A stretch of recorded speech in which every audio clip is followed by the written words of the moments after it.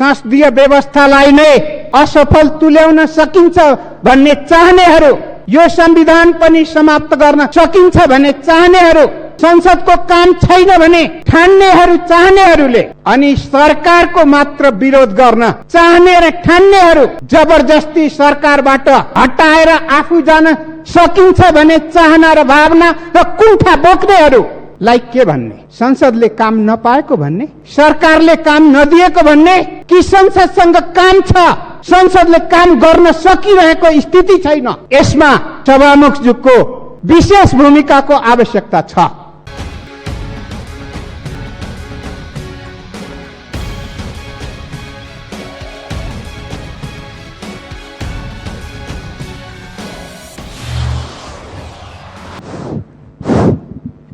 माननीय सभामुखज्यू, यो प्रतिनिधि सभाको 7औं अधिवेशन, विधेयक अधिवेशन चल्दै गइरहेको छ। यो 7औं अधिवेशनले एउटा पनि विधेयक पास गर्छ कि गर्दैन? नाम विधेयक अधिवेशन, तर एउटा पनि विधेयक पास गर्छ कि गर्दैन भनेर जनताले हेरिरहेका छन्।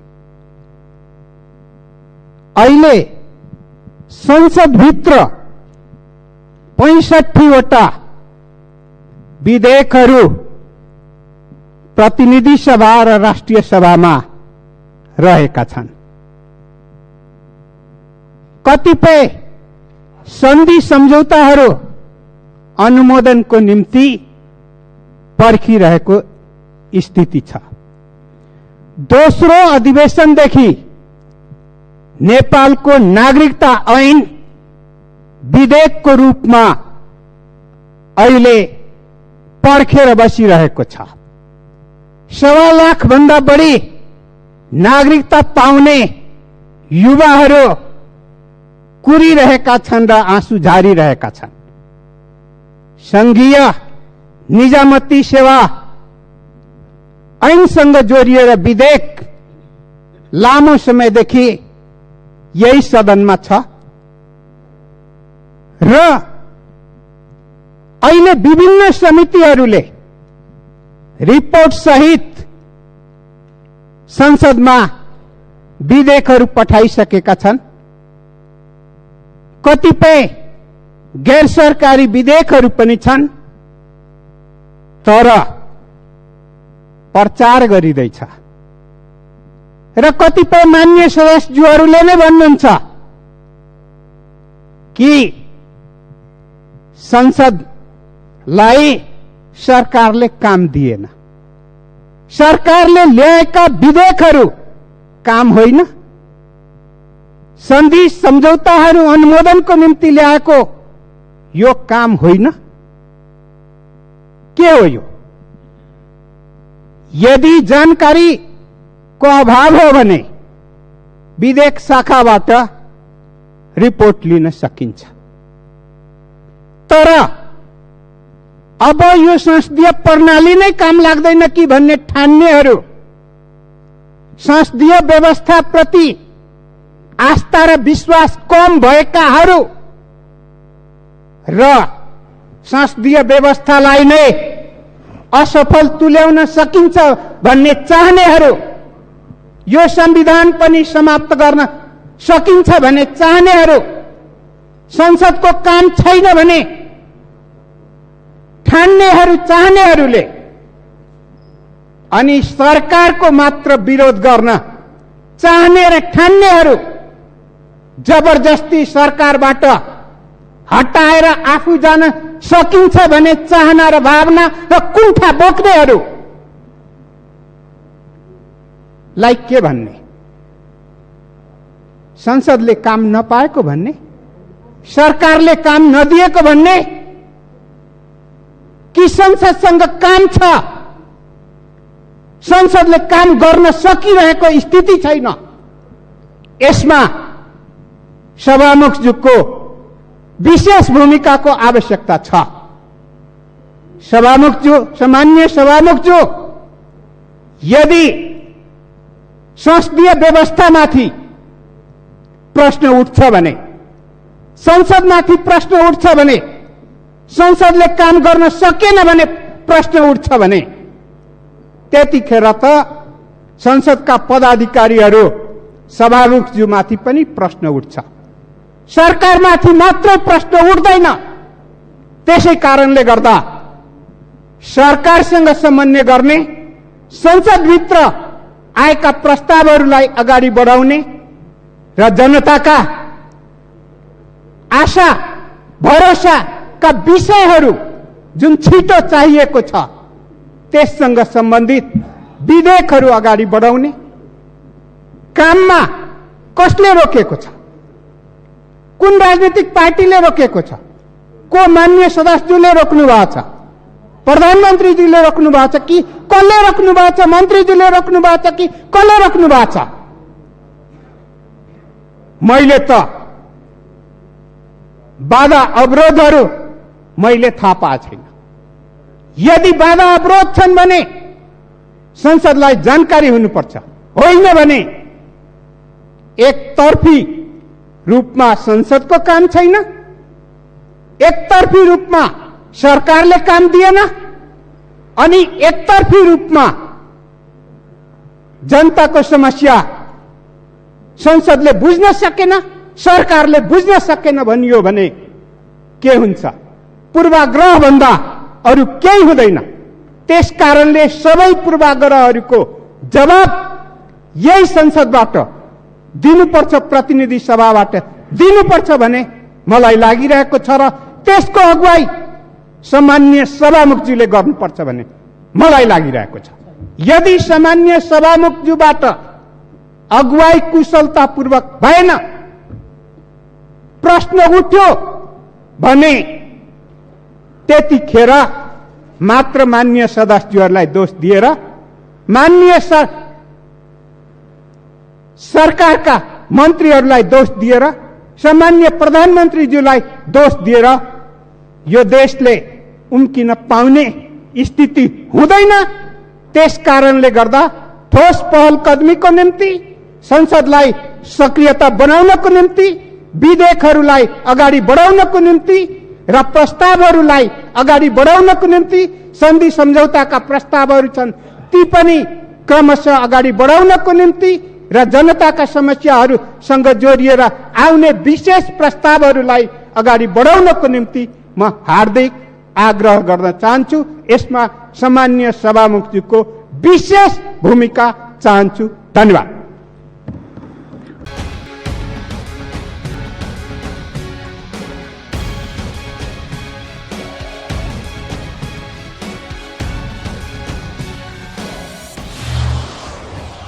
मान्य सदस्यहरू, प्रतिनिधि सभाको आजको बैठकको कारबाही प्रारम्भ हुन्छ। मान्य खगराज अधिकारी, समय 5 मिनट।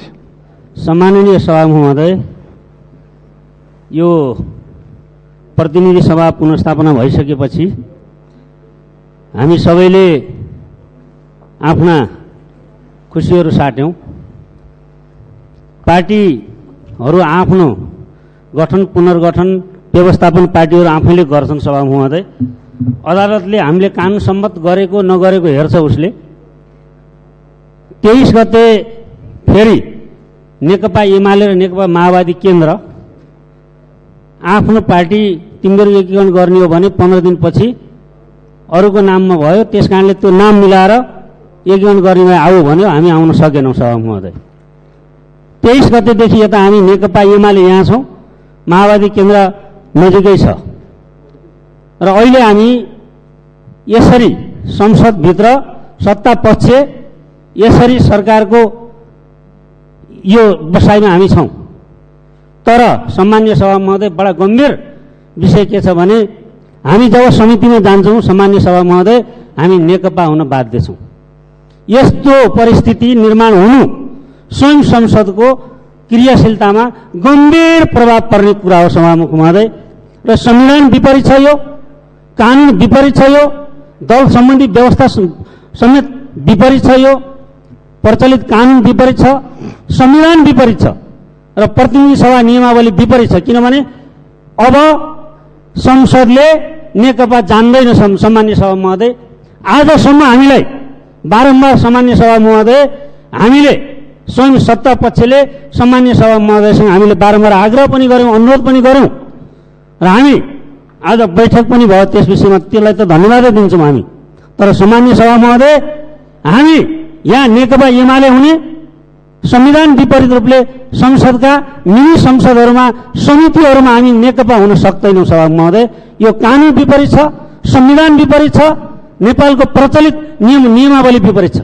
त्यसैले असंवैधानिक काम गर्न उक्साउनु पनि हुँदैन, असंवैधानिक काम गर्नु पनि हुँदैन। त्यसकारण हामी संवैधानिक काम गरेर संवैधानिक हुन चाहन्छौँ भनिरहँदा पनि हामीले यो मौका पाएनौँ सामान्य सभा महोदय। र यसकारण हाम्रो विनम्र आग्रह छ, हामी संविधान सम्मत हुन चाहन्छौँ।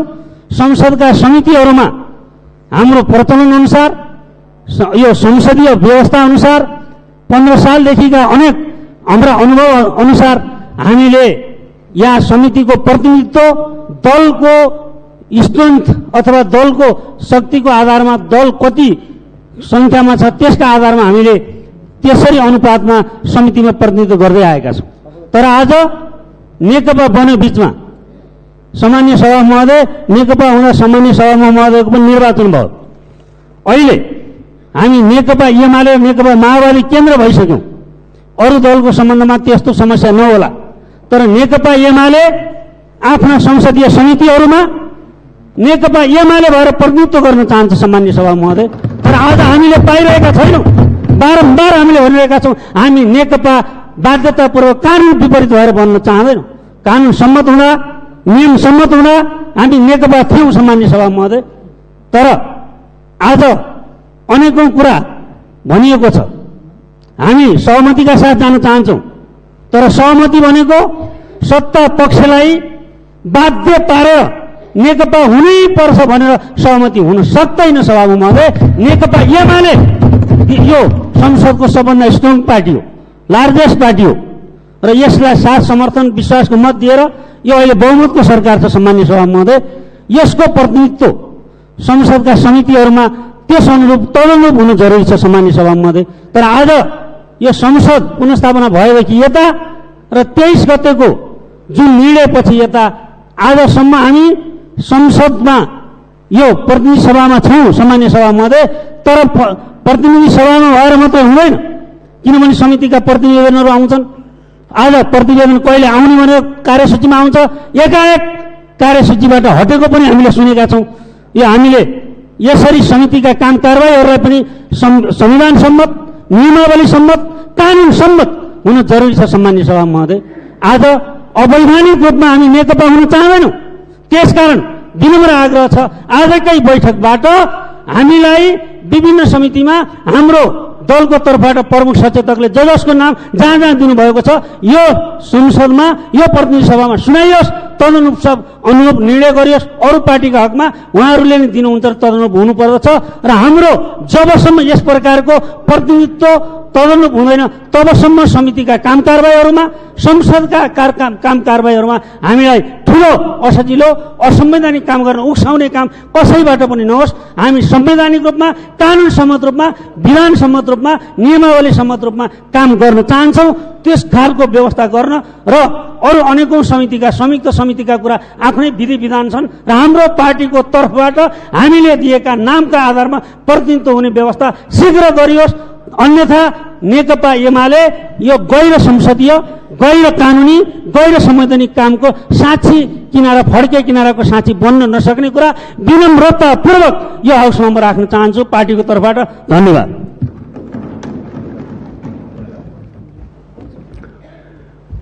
मान्य सदस्यहरू, प्रतिनिधि सभामा प्रतिनिधित्व गर्ने दलहरूको उपस्थितिको संख्याको अनुपातमा प्रतिनिधि सभाका विषयगत समितिहरूको र संघीय संसदका संयुक्त समितिको हेरफेरका लागि कार्यव्यवस्था परामर्श समितिमा छलफल गरिएको छ। छलफलहरूबाट मान्य सदस्यहरूको नामावली प्राप्त भएपछि समितिहरूको हेरफेर हुने जानकारी मान्य सदस्यहरूलाई गराउन चाहन्छु। मान्य सदस्यहरू, अब शून्य समयको कार्यक्रम प्रारम्भ हुन्छ। मान्य सदस्यहरू शून्य समयमा बोल्न चाहनुहुने प्रत्येक मान्य सदस्यको लागि 1 मिनेटको समय निर्धारण गरिएको छ। निर्धारित समयभित्र मान्य सदस्यहरूले आफ्नो भनाइ राख्नु हुन अनुरोध गर्दछु। सर्वप्रथम माननीय श्री लालकाजी गुरुङ।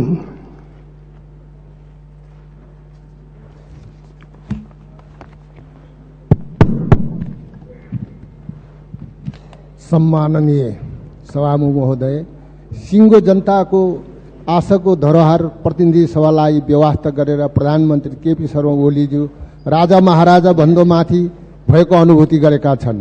हिजो 204 वर्षसम्म शासन गरेका राणाजीहरू र 30 वर्ष पञ्चायत शासन गर्ने राजाहरू त सत्ताच्युत भएको थियो भने सम्माननीय प्रधानमन्त्री केपी ओलीले आफूलाई राजा महाराज भन्दा महान विकासवादी नेताको रूपमा उभ्याएका छन्। सम्भवतः शिलान्यासमा संसारकै रेकर्ड कायम गरे जस्तो छ। सभामुख महोदय, हिजो पञ्चायत व्यवस्थामा राजाले विकासको मूल फुटाउँ भन्ने नारालाई उछिन्दै प्रधानमन्त्रीले विकासको नदी नै बगाउन थालेका छन्।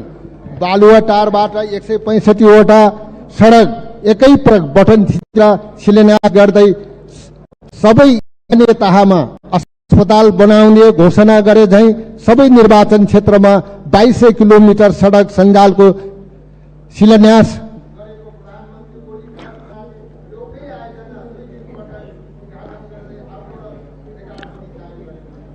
माननीय श्री लालबहादुर थापा।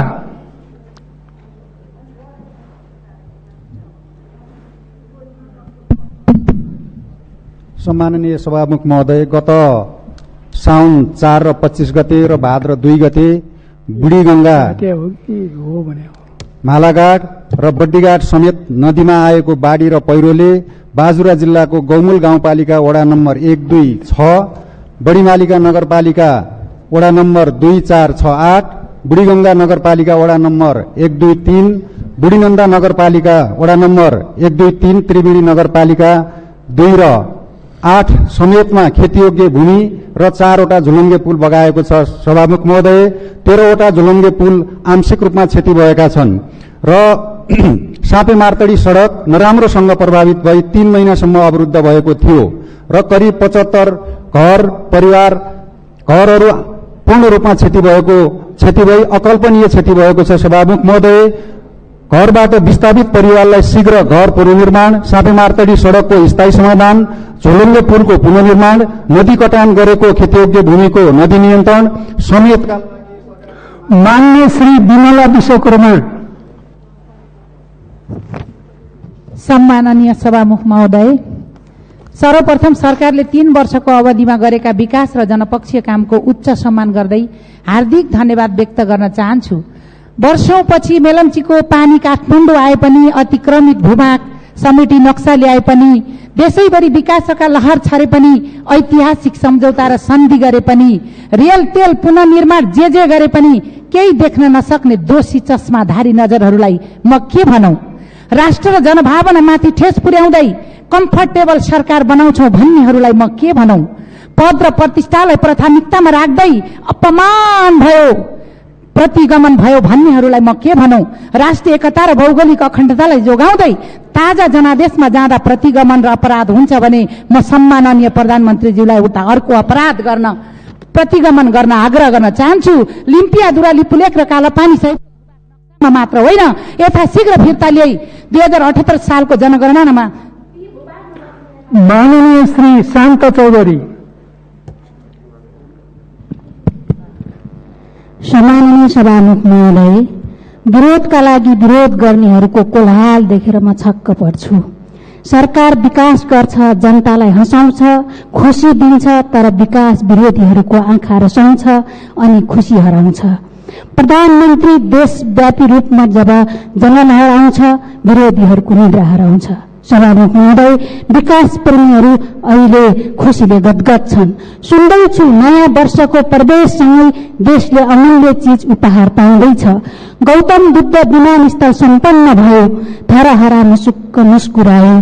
कोही भन्दैछन् जनता हाँस्दा म कसरी हाँसु, कठै बरा कसले होला पुछिदिने आँसु। धन्यवाद। माननीय श्री सत्यनारायण शर्मा खनाल।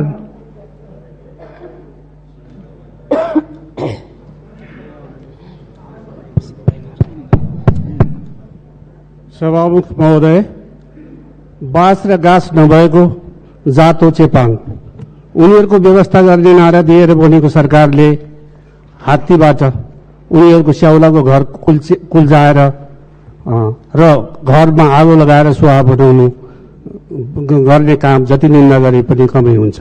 यो सरकार लोकतन्त्रका मूल्य र मान्यताहरू भत्काउन उद्यत छ। मत आत्तिजै नागरिक मौलिक हकहरूमा बन्दै लगाउन खोज्दैछ। नागरिक वैयक्तिक स्वतन्त्रताको हनन गर्न चाहँदैछ। आफैलाई प्रधानमन्त्री बनाउने पार्लियामेन्टलाई भस्मासुर ज्ञानले विघटन गर्न खोज्दा सर्वोच्च अदालतबाट रोकिएपछि पनि आफ्नो पदबाट राजीनामा दिन नखोज्नु कति लाजमर्दो कुरा हो। नाक भए पो लाज लाग्छ। धन्यवाद। मान्य श्री सत्य पहाडी।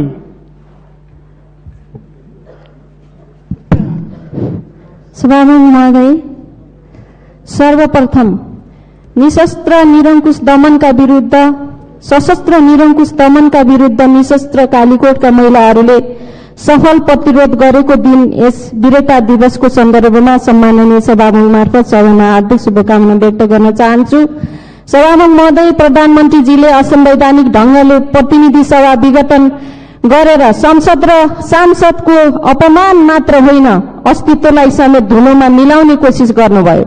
जनभावना अनुरूप अदालतको निर्णयले संसद सुचारू हुन पुग्यो, तर यति बेला सिंगै अधिवेशनलाई सरकारले बिजनेस विहीन बनाएको छ। किन? के सरकारले बिजनेस दिने हैसियतै गुमायो वा सरकारको मानसिकता अझै पुनर्स्थापित भइसकेको छैन? होइन भने सरकार लोकतन्त्रलाई समाप्त गर्ने नयाँ षड्यन्त्रको तानाबाना बुन्दै त छैन? सभामुख महोदय, यहाँ मलाई कविता वाचन गर्नु छैन। सभामुख महोदय मार्फत म यो प्रश्न गर्न चाहन्छु। धन्यवाद। माननीय श्री समिना हुसैन। सम्माननीय सभामुख महोदय, पानी जीवन हो। सफा र सुरक्षित पानी पिएर स्वास्थ्य जीवन जिउन पाउने हरेक नेपालीको मौलिक अधिकारलाई ध्यानमा राख्दै रौतहट जिल्लाका सबै जनताले आर्सेनिक सहित दिशा मिसिएको फोहोर पानी पिएर अस्वस्थ भई बाँच्न बाध्य भएकोले रौतहटको जनजीवनको स्वास्थ्य सम्बन्धी अधिकारलाई ध्यान राख्दै सफा र सुरक्षित पानी छिटो र छरितो व्यवस्थाको लागि सभामुख मार्फत सम्बन्धित मन्त्रालयलाई अनुरोध गर्दछु भने त्यसै गरी मुस्लिमहरूको 1 महिने व्रत यही चैत महिनाको 30 गतेदेखि सुरु हुन गइरहेकोले रमजानको मुबारक भन्न चाहन्छु। हस्, धन्यवाद। माननीय श्री सरला कुमारी यादव।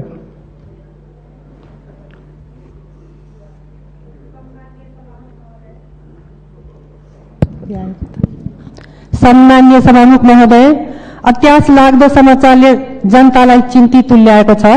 नेपालबाट दिनहुँ 10 बालबालिका हराइरहेका छन्। पछिल्ला तथ्याङ्क हेर्दा 8 महिनामा झण्डै 2400 बालबालिका हराएकामा करिब आधा फेला परेका छैनन्। यति धेरै बालबालिका हराउने डरलाग्दो तथ्याङ्क हो। बालबालिका आफ्ना नागरिकको जीवनको सुरक्षा गर्नु राज्यको प्राथमिक दायित्व हो। हतपत्ता नभेटिने गरी कहाँ हराइरहेका छन् यी बालबालिका? कहाँ पुर्याइन्छ उनीहरूलाई? कसको हातमा छ यो? यसबारे सरकारले गहन अनुसन्धान गर्न जरुरी छ। हराउनेमा बालकको तुलनामा बालिका झण्डै तेब्बरको संख्यामा रहेको छ। हराएका बालबालिकाको खोजी गर्नेदेखि थप बालबालिका बेपत्ता हुन नदिन सभामुख मार्फत ध्यान आकर्षण गराउन चाहन्छु। अविलम्ब राज्यका निकायहरूले उचित अवस्था लिनुपर्दछ। धन्यवाद। माननीय श्री सरिता कुमारी गिरी। सम्माननीय सभामुख महोदय, देशको 500 को हाराहारीमा बाल विकास केन्द्रमा 3 वर्षमाथि 8 वर्षसम्म संवेदनशील उमेरका नानीहरूलाई कड़ा मेहनतका साथ शिक्षा दिइरहने हाम्रा 30,500 शिक्षकहरूको पारिश्रमिक श्रम ऐन अनुसार सरकारले व्यवस्थापन गर्न नसकेको अवस्था छ। सभामुख महोदय, यसरी श्रम ऐन अनुसार पारिश्रमिक नपाउने पीडितहरूमा अधिकांश महिलाहरू नै हुनुहुन्छ। परिश्रम अनुसारको ज्याला पाउनु अत्यन्त जरुरी भएकाले यसपालिको बजेटमा बाल विकासका शिक्षकहरूको लागि उचित पारिश्रमिक बारे सरकारबाट सम्बोधन होस् भन्ने जोरदार माग गर्न चाहन्छु। र साथै सम्माननीय प्रधानमन्त्रीज्यूले 70 को राजब्याजमा स्थापना गर्न उद्घोष गर्नुभएका रामराजा प्रसाद सिंह स्वास्थ्य विज्ञान प्रतिष्ठानको काममा धेरै ढिलाइ भइरहेको हुनाले 70वासी चिन्तित भएको देखिन्छ। कारण यो काम अविलम्ब अगाडि बढाउनु पर्यो भनेर सम्माननीय सभामुख महोदय मार्फत सरकारसँग जोरदार माग गर्न चाहन्छु। धन्यवाद। माननीय श्री सीता देवी यादव।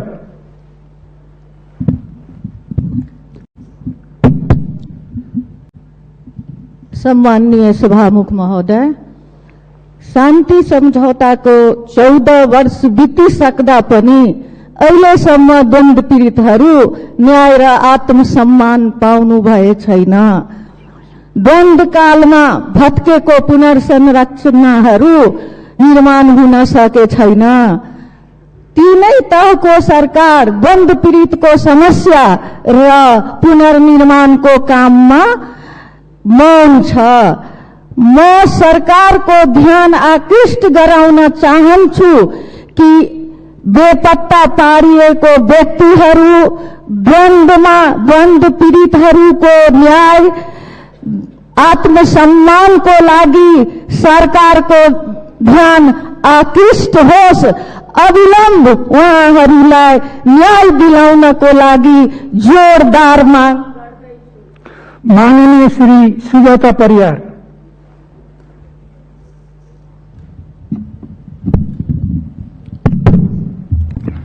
सम्माननीय सभामुख महोदय, मन्दिर छेउमा दलितको घर भयो।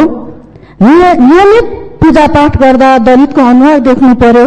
दलितहरूका कारण मन्दिर अछुतो भयो भन्दै इलाम नगरपालिका वडा नम्बर 7 स्थित भीमसेन स्थान मन्दिर संरक्षण र सम्वर्धनको बहानामा इलाम नगरपालिकाले इलाम बजारमा पुस्तौंदेखि बसोबास गर्दै आएका दलितहरूको घर परिवारलाई उठीबास लगाउने कार्य गरेको छ। यो दलितमाथिको विभेदको प्रकाष्ठ हो। दलितहरूको जनजीवन भन्दा मन्दिरको संरक्षण कसरी महत्त्वपूर्ण हुन सक्छ? के समतामूलक समाज भनेको यही हो? समृद्ध नेपाल र सुखी नेपालीको नारा दलितमाथि किन लागू हुँदैन? संरक्षण र सम्वर्धनका नाममा मन्दिर नजिक घर भएका पूर्ण तिखत्री, कल्पना तिखत्री, नरवीर चार, ठुरबहादुर परियार र रामबहादुर परियारका घर परिवारलाई विस्थापित गरिनु कहाँको न्याय हो? माननीय श्री सुरेश चन्द्र दास। सम्मानीय सभामुख महोदय, सर्वोच्च न्यायालय र जनताबाट तिरस्कृत ओली सरकारको विकल्प नआउनु दुर्भाग्यपूर्ण र रहस्यमय छ। 24 गतेको कान्तिपुरमा जसपाका अध्यक्ष माननीय मोहन ठाकुरजीको अन्तर्वार्ता मैले हेरेको छु। उहाँले के भन्नु भएको छ? कांग्रेस र माओवादी क्लियर छैन, हामीलाई जबरदस्ती तान्न खोज्नु भएको छ। म अध्यक्ष ठाकुरजीसँग सोध्न चाहन्छु कि आज मधेसका जनताहरू संघीयता विरोधी सरकारमा जान चाहँदैन, संघीयता गणतन्त्र विरोधी। माननीय श्री स्मृति नारायण चौधरी।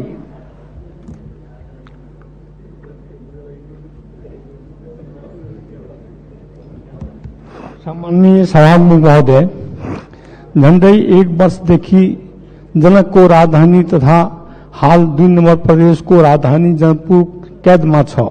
जठीको नाका भन्सार बन्द छ, भिटामल पनि बन्द छ, जयनगर रेल पनि बन्द छ।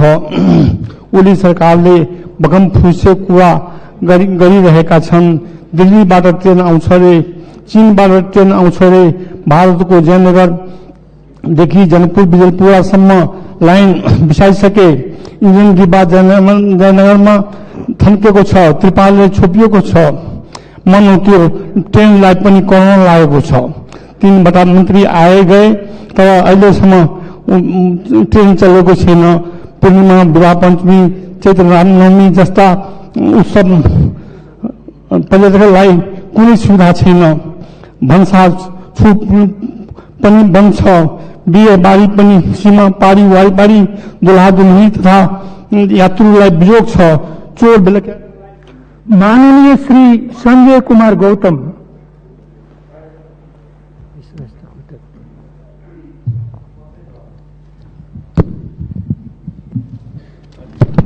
सम्माननीय सभामुख महोदय, बाघ, हात्ती र गैंडाको आतंकले बर्दिया राष्ट्रिय निकुञ्ज आसपास मध्यवर्ती क्षेत्रमा रहेका बर्दियाली जनता अति नै प्रताडित छन्। नित्य कुनै न कुनै घटना भइरहेको छ। आइतबार मात्र बाघको आक्रमणबाट पुलिसराम थारूको दुःखद मृत्यु भएको छ।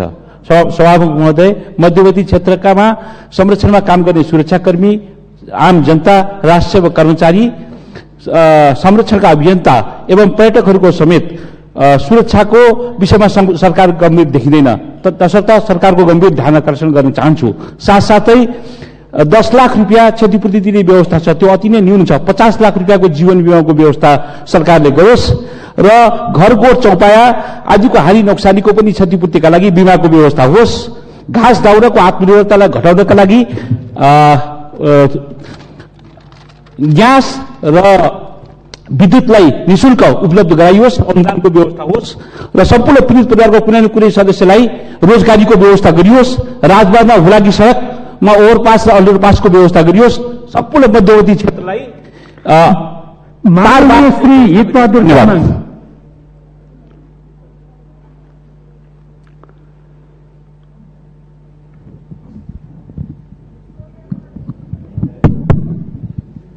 सम्माननीय सभामुख महोदय, मुलुकमा बेरोजगार अथाह रूपले व्याप्त छ। पेट्रोलियम पदार्थ लगायतका उपभोग्य वस्तुहरूमा दिनदिनै मूल्य बढिरहेको छ। मुख्यतः हिमाली क्षेत्रमा खाद्यान्न संकटको स्थिति सिर्जना भइरहेको छ। सर्वसाधारण जनताले उपचार नपाएर मरिरहेका छन्। तर लोड सेडिङको बेलामा उद्योगहरूलाई उपलब्ध गराइएको विद्युतको उपभोक्ता उठाइरहेको छैन। ब्याज र जरिवाना सहितको अरबौं रकम उठाएर नेपाली जनताको र राष्ट्रको हितमा उपयोग गर्ने सरकारको नीति र योजना आओस्। धन्यवाद। माननीय श्री हीरा गुरुङ।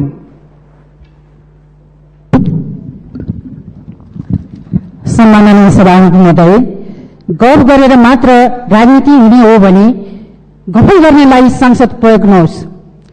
सत्ता टिकाउने हतियारको रूपमा कोरोना महामारी प्रयोग गर्न खोजिएको हो भने सरकारको ठूलो भूलो र नेपाली जनताको भावनालाई न्यूनतम घात र संसदको अब मूल्य हुनेछ।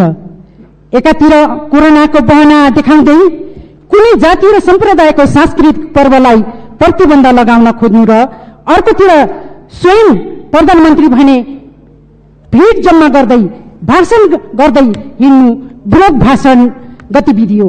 यो गतिविधिले प्रधानमन्त्रीले जे गरे पनि हुने, तर जनता कैदी जस्तै हुनुपर्ने भनेको बुझिन्छ।